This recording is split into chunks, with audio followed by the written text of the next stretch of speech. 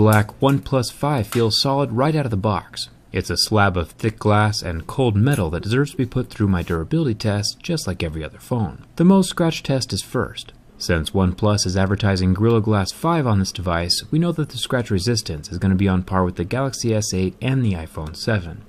It'll scratch at a level 6, with a deeper groove at a Mohs 7. The strongest screen I've ever tested was the Sapphire screen of the HTC Ultra, which scored a level 8. Either way, keys, coins, and razors will not scratch the OnePlus screen. Speaking of unscratchable, the home button is made from ceramic, a material harder than glass. This means that the fingerprint scanning touchpad won't be damaged by anything normal, unless, of course, your phone is tumbling around in a bag full of uncut diamonds, which would actually be a fantastic problem to have. Until then, physical fingerprint scanner damage is not going to happen.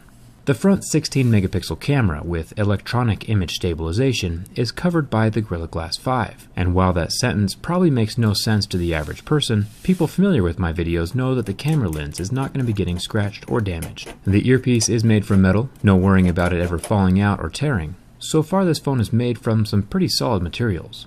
On the back of the phone we have one of my favorite new features, the dual cameras. When I first used a dual camera phone, I thought it was going to be a gimmick, but after using it, it's definitely a feature that's here to stay for a while. The regular 16-megapixel camera and the 20-megapixel zoom lens are both covered by the same piece of glass and are scratch resistant. The flash is plastic, but that's normal and nobody cares.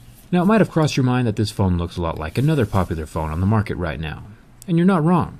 The iPhone 7 Plus and the OnePlus 5 are eerily similar. The iPhone does look slightly more premium with its aluminum body curving right up to the lenses, but it also has about half the megapixels as the OnePlus 5. My buddy Saf over at SuperSaf TV does some pretty sweet side-by-side camera comparisons, so it'll be interesting to see what he says about the cameras. I'll link his video in the video description. The OnePlus 5 and the iPhone 7 Plus do have a pretty similar physical footprint though. Now, back when the company OnePlus first started making phones in 2014, they released the OnePlus One, whose name might have been based off the exclusive invite-only system that was required to buy one of their phones. The OnePlus 2 was also invite-only, and finally, with the OnePlus 3, they got rid of that invite system. You might have noticed that they skipped the number 4. Skipping the OnePlus 4 might be out of respect to some Asian nations who are superstitious of the number 4. The number 4's pronunciation is very similar to the word for death. Nokia has also been skipping the number 4 with their phones for the exact same reason. And that's a pretty valid reason. Nobody else in the world wants to buy a phone named Death either. You also might be thinking to yourself that a razor blade is a bit extreme for a scratch test. And I agree. I did try some more realistic objects like my keys. They initially left a mark, but the marks rubbed completely off. I also tried a metal coin, scratching the anodized back metal, and these marks as well could be magically erased from the back of the phone with my finger. Pretty darn impressive. The anodized aluminum, just like on the iPhones, can handle your basic coins and keys scratching it, but it can also still be damaged by sharp rocks, razors, or that sack full of diamonds we were talking about earlier. It is durable, but not invincible. The volume button is made from metal, along with the mute switch, which is a feature that I wish was on more cell phones. I've come to miss it on my own Galaxy S8. The dual SIM card tray and power button are also metal. Down here at the bottom of the phone we have our USB-C slot and even a headphone jack. If you don't mind the lack of water resistance, this device has pretty much every useful tool a person could want in a cell phone. It looks like the phone is made out of premium feeling metal everywhere, and that makes me happy.